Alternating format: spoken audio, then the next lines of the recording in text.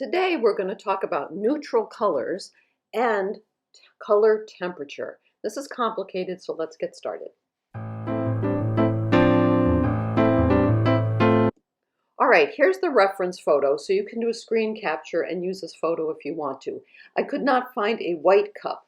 I had this sort of translucent, slightly off-white, almost yellow cup, and that's what I'm using instead.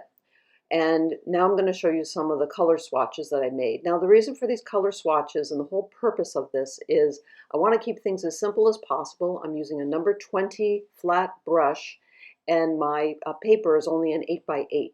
So that is a really large brush.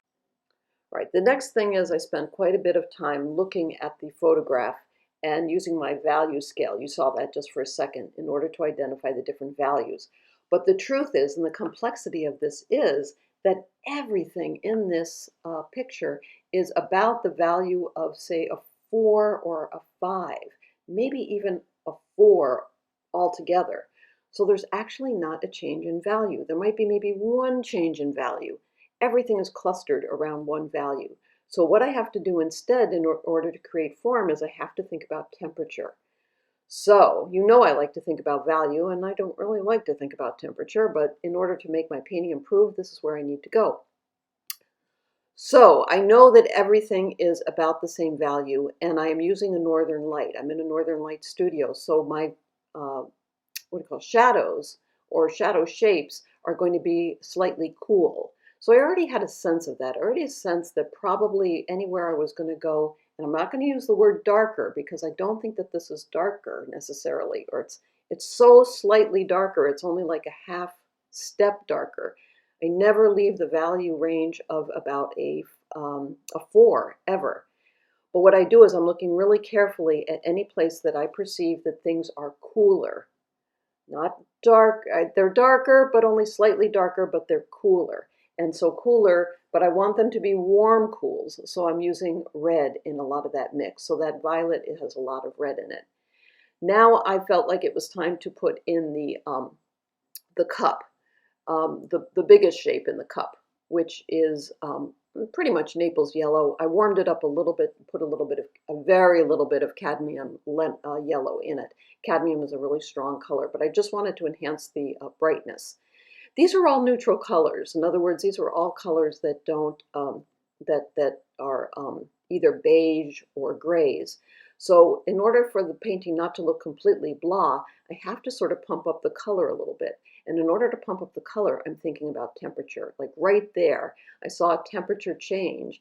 I saw it got a little bit cooler. So I put in a tiny bit of alizarin crimson right there. Tiny bit.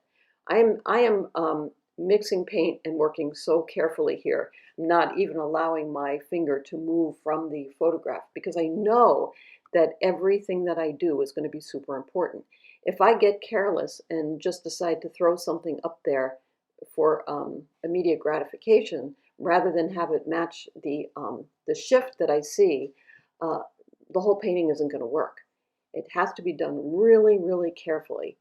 So there was another place, that strong shadow. Now in the past, I've painted this cup before and I've made that strong shadow on the left too strong. One of the other challenges here is when everything is one color and I want softness of light and translucence in the cup, is all values are about the same value.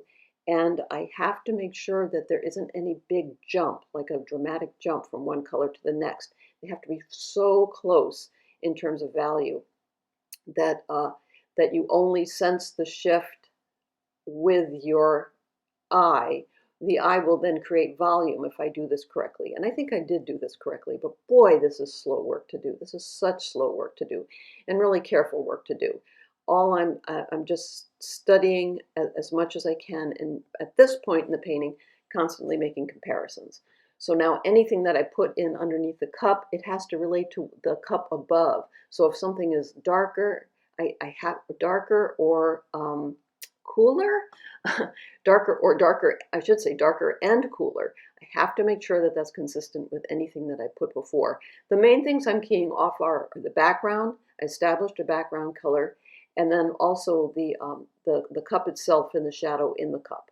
Those are my most dramatic short of shifts that I can see in terms of color and temperature. And so every decision I make is based on that. And then I have to be really careful about the rim and of both the plate and the saucer and the cup, because that rim changes as the light hits it. So I'm carefully looking, squinting, and seeing where is it cold. Really what I'm doing, instead of saying what I usually say to myself, dark and light, dark and light, dark and light, because everything is sort of the same value, as I'm saying cold, warm, cold, warm, cold, warm. Where is something cold? Where does something begin to warm up?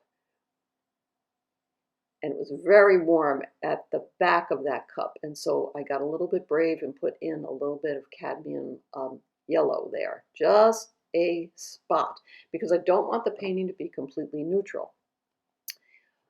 And the only way I can make it not completely neutral is to infuse all my colors with, which are about the same value, with as much color as I can while still keeping them neutral. So anyway, temperature is a really complex subject, but this, I think I achieved what I wanted to achieve with this cup. So remember to keep the whites of your paper white, your paints wet, maths for value, mix for color, and I'll see you next time. Bye-bye.